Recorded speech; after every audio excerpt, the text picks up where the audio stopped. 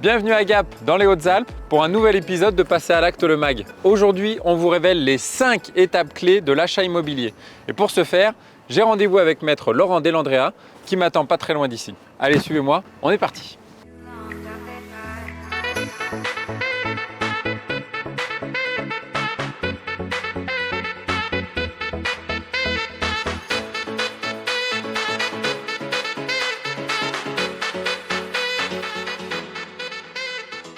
Salut Laurent. Bienvenue à Gap. Bah merci, ça va? Ouais, ça va et toi? Bah écoute, je suis très content de venir ici à Gap. En tout cas, tu m'as donné rendez-vous dans un lieu emblématique des notaires parce que je crois que c'est une ancienne maison de notaire. Oui, c'était une maison qui appartenait à maître Paul Chauvet. Et c'est devenu un restaurant du coup? C'est devenu un restaurant. Parce que je vois qu'il qu'il y a racheté par la ville de Gap et c'est petite devenu terrasse. un restaurant. Tout à fait. Bon bah ça c'est super. Alors, aujourd'hui on va parler de l'achat immobilier en 5 étapes. Donc on va essayer de tout résumer. Et puis comme je vois qu'il y a une petite terrasse, on va aller se poser en terrasse. Allez, on y va? On y va? Allez, c'est parti.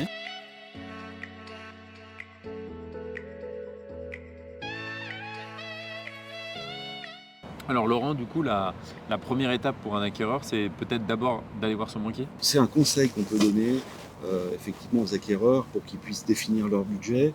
Ils veulent acheter une maison, un appartement. Est-ce qu'ils peuvent emprunter facilement 100 000, 200 000, 500 000 euros? C'est important pour l'aboutissement du dossier que eux ils sachent déjà si ça peut passer. La deuxième étape, l'acquéreur, lui, doit avoir toutes les informations possibles, à savoir les papiers d'urbanisme, etc., mais pas que. Pas que. En fait, quand le dossier arrive à l'étude, on va avoir le titre de propriété du vendeur. Donc c'est soit un acte d'acquisition, la plupart du temps, ça peut être des successions, des donations. Et dans ces actes-là, on a des retranscriptions aussi des servitudes. Parce que ça peut être important aussi pour l'acquéreur, effectivement, qu'il sache qu'il y a une canalisation qui passe, parce qu'on ne la voit pas. On peut avoir une servitude de passage qui n'est plus utilisée, mais elle existe encore juridiquement. On peut avoir des servitudes de non-construction, une partie du terrain qui est neutralisée pour que le voisin il ne soit pas gêné par une construction. Tout à fait. Voilà.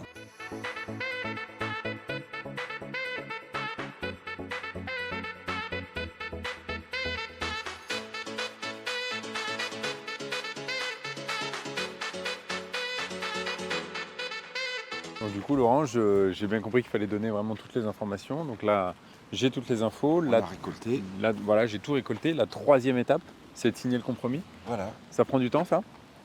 Oui, ça prend du temps, il faut l'élaborer. Et puis après, la signature du compromis. Généralement, les rendez-vous durent entre 3/4 d'heure et 1h30. Ouais. Parce qu'il y a certains points sur lesquels on s'attarde plus. D'accord. Et ça varie suivant les dossiers. Ça peut être les servitudes qu'il faut qu'on explique, ça peut être les diagnostics sur lesquels il faut creuser, et puis les délais. Les délais. Alors, j'ai un délai de rétractation? Oui, une fois que le compromis est signé, l'acquéreur bénéficie d'un délai de rétractation de 10 jours à partir du lendemain où il a reçu une lettre recommandée, soit postale, soit électronique. Ok, donc ça c'est valable à la fois sur un appartement, sur une maison, sur un terrain à bâtir dans un lotissement aussi. Dans un lotissement. Donc c'est voilà. Et puis donc la quatrième étape, c'est tous les documents administratifs aussi à fournir, à la fois des documents administratifs de type urbanisme, etc., mais aussi des documents administratifs qui me concernent moi en tant qu'acquéreur ou de vendeur personnel.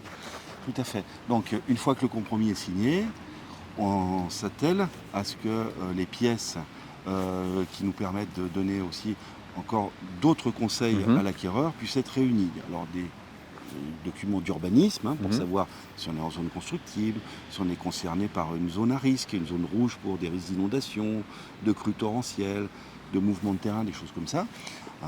Après, on va demander des documents d'état civil pour connaître la capacité des gens, pour connaître leur régime matrimonial. Et puis, on demande aussi le droit de pension de la mairie, puisque les mairies peuvent acheter, par préférence aux particuliers, un bien. C'est rarissime, mais ça peut arriver. Et puis, on va demander aussi des états hypothécaires pour savoir si la personne qui vend elle est toujours propriétaire. C'est l'anecdote, quand même. Et pour savoir s'il y avait des inscriptions d'hypothèque dessus, si la personne qui vend, elle a donné son bien en garantie d'un prêt qui est en cours de remboursement. Et ça, il faut qu'on se renseigne pour que la personne qui achète, elle achète un bien qui soit libre de toute inscription et libre de tout prêt.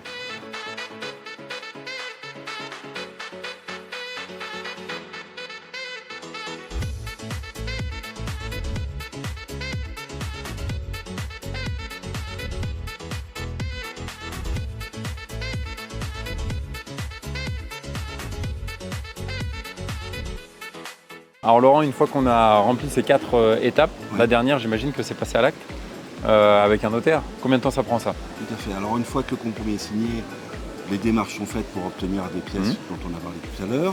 Et puis on attend le retour des pièces, c'est plus ou moins long, hein, ça peut varier entre 3 semaines à 2 mois pour obtenir notamment le droit de préemption de la commune. Hein. Et puis parallèlement, l'acquéreur fait ses démarches pour obtenir son crédit. Dès qu'il a son offre de prêt, il nous la communique. Et généralement, 15 jours à 3 semaines après qu'il ait son offre, on passe à l'acte, la signature de l'acte authentique. Super. Bah, merci beaucoup Laurent. Merci. On s'est bien baladé dans Gap et je pense qu'on a donné les 5 bonnes étapes à suivre. Il n'y a plus qu'à. Il n'y a plus qu'à. Bon, bah merci. À très bientôt. À bientôt. Quant à nous, on se dit aussi à bientôt pour un prochain épisode et vous avez cette vidéo et plein d'autres sur le site passealacte.com. Allez, ciao.